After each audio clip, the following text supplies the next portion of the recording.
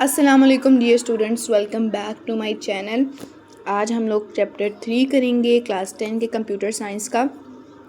पहला क्वेश्चन है आप लोग के पास, define output functions in programming.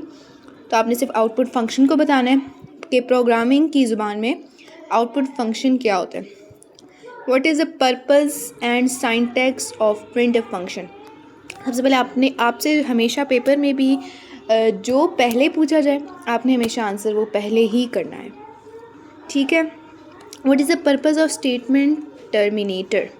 तो बस जो पूछा है आपने वही बताना है। स्टेटमेंट टर्मिनेटर का पर्पज़, मकसद बताना है। What are format specifiers.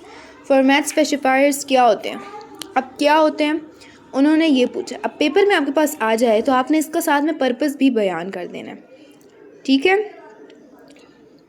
यहाँ पे आई थिंक लिखा है या नहीं लिखा, अगर नहीं लिखा तो आपने अपनी बुक से कंसर्न कर लेना है।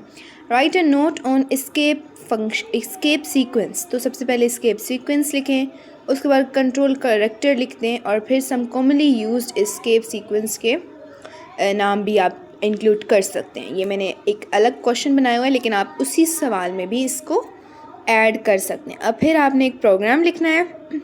हमेशा ये include stdio.h and include coinio.h हमेशा आपने, और void मेन void हमेशा आपने लिखना होता है प्रोग्रामिंग में। और बाकी जो आपके कर्ली ब्रैकेट के अंदर होता है वो बॉडी आपकी चेंज भी हो सकती है, क्योंकि जो आपको चाहिए होता है उसके मुताबिक आप लोग बॉडी लिखते हैं।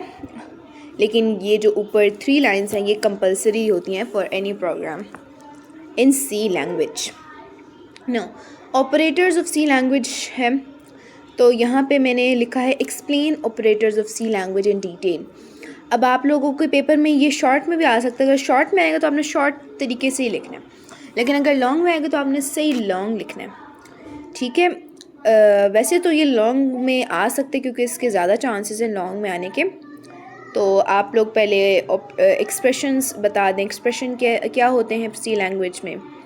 फिर आप लोग टाइप्स ऑफ ऑपरेटर्स लिखेंगे, फिर अरिथमेटिक ऑपरेटर, फिर अरिथमेटिक ऑपरेटर के आगे टाइप्स हैं, फिर असाइनमेंट ऑपरेटर, फिर असाइनमेंट ऑपरेटर के आगे टाइप्स हैं, उनकी जनरल फॉर्म, उनकी एग्जांपल्स हैं। फिर रिलेशनल ऑपरेटर्स, उनकी टाइप्स हैं, उनकी टाइप्स। ये रिलेशनल ऑपरेटर्स जो हैं ये सबसे ज़्यादा इंपॉर्टेंट है आप लोग के पास। इसकी एग्जांपल लॉजिकल ऑपरेटर्स आप लोगों ने लिखने हैं, इनकी टाइप्स बता देनी है। और आगे फर्दर इनकी टाइप्स भी बहुत ज़्यादा इम्पॉर्टेंट हैं।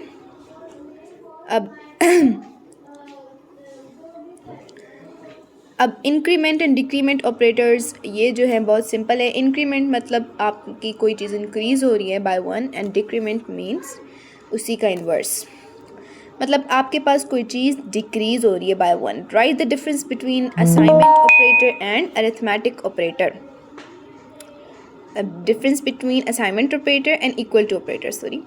तो असाइनमेंट ऑपरेटर और इक्वल टू ऑपरेटर के दरमियान में आपने फ़र्क बताना है। तो यहाँ पे मैंने आपके लिए लिखे हुए हैं, it is use to assign the value of variable. ये वैल्यू ऑफ वेरिएबल के लिए होता है ये इस्तेमाल। और इक्वल टू ऑपरेटर जो है कंपेयर करता है 2 values of same data type. Data type means कि अगर इंटीजर है तो ये एक डाटा टाइप है, ठीक है। आगे है आपके एक्सरसाइज का एक मोस्ट इम्पॉर्टेंट क्वेश्चन मैंने इंक्लूड किया है।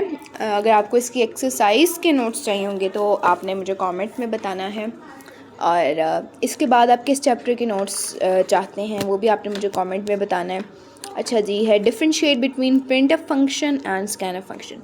तो इस तरीके से आपने लाइन लगानी है। और ये इतना इंपॉर्टेंट क्वेश्चन है कि इसमें शॉर्ट में भी आ सकता है, लॉन्ग में आने के कम चांसेस है, बट ये शॉर्ट में जो है इसके बहुत ज़्यादा चांसेस हैं। 80% तो इसका चांस है कि आ सकते हैं। तो प्रिंटफ और स्कैनफ फंक्शन में आपने डिफरेंस लिखना है।